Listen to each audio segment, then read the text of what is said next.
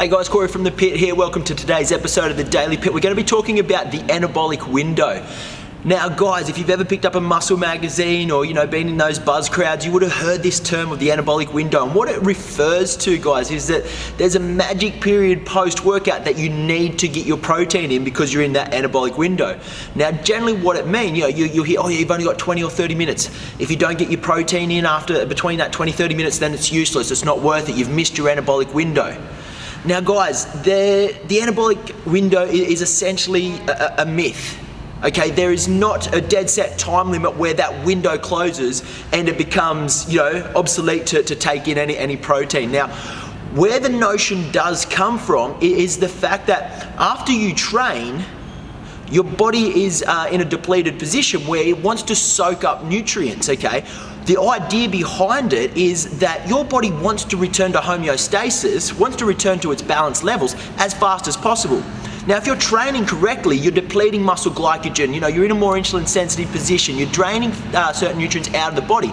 So your body, like I said, becomes like this sponge-like state to try and get that in as fast as possible to return back to homeostasis so we can continue to operate.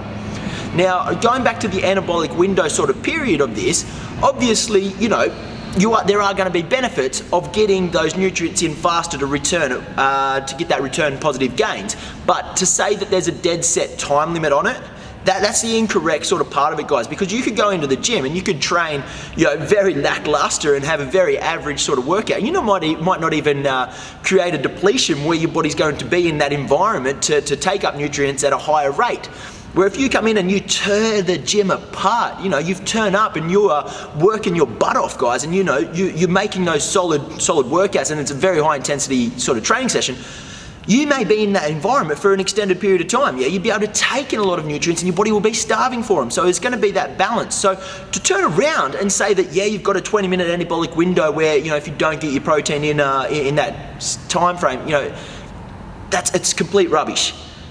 What you need to wrap your head around, guys, is there may be a time where your body is in a better position to take in certain nutrients, all right, and the longer it sort of draws out, then maybe the more it starts to stabilize itself. But to have an exact time frame on it, guys, that's not going to work. And if you're not training hard enough, you're not even going to create that environment.